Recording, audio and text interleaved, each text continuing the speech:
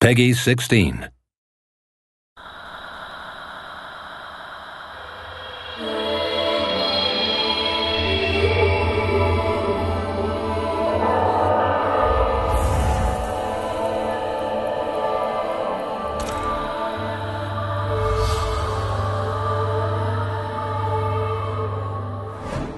I had read a book called Journey to the West, which is a 400-year-old Chinese novel. Welcome to Slave Ship 909. It's been adapted into lots of different mediums. There was a TV show in the UK which was massive. Damon Albarn just did an opera.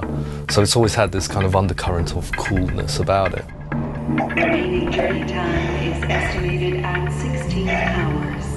Tamim and I talked about the possibility of doing a game which is driven by two characters, and it's quite a big and quite an ambitious thing to do, to actually want to invest in an emotionally complex journey just between two characters. Free from the random hazards of the wild. As soon as the project started, I grabbed a copy of Journey to the West and we sat down, read through it, and just kind of looked at what elements we could use. So we took that book and based it in a post-apocalyptic North America.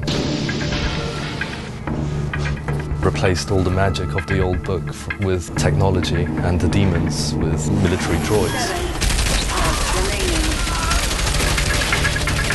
There are going to be many games in the future, in the next 5 to 10 years, I think, which, as I say, they'll stop just being classified as games. They'll stop being, and films will stop being classified as films, and they will be events. No matter how hard we've been trying to make stories work, they're at the level of B-movies compared to the best movies. So we wanted to kind of attempt to bridge that gap. So it was an immense challenge, but we had a terrific writer, Alex Garland, who came on board. He's done some great books and films, The Beach, 28 Days Later.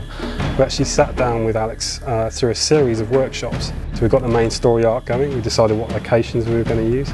We would work through the story and the level designs together. Strung together this road trip, effectively.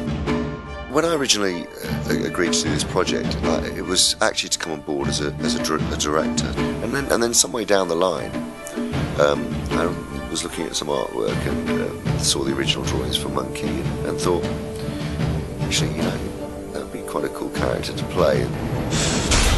The other character is Trip, and she grew up in a community that her father set up.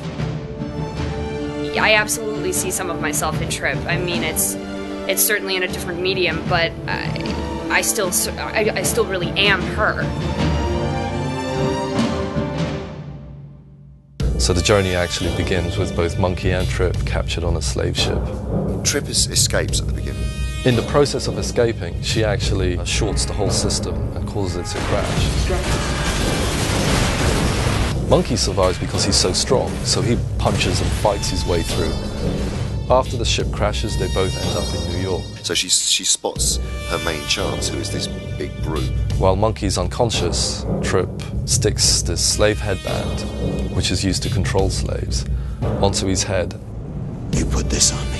Let me explain. Get this thing off, or I'm gonna rip your head off. And he has to obey her orders, or else she causes him an immense amount of physical pain. Stop!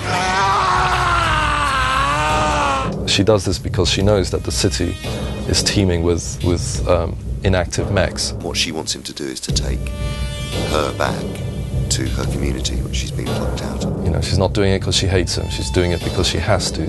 I die. You die. Oh!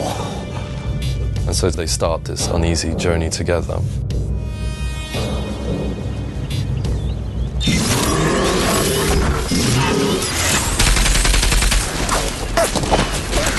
Get out!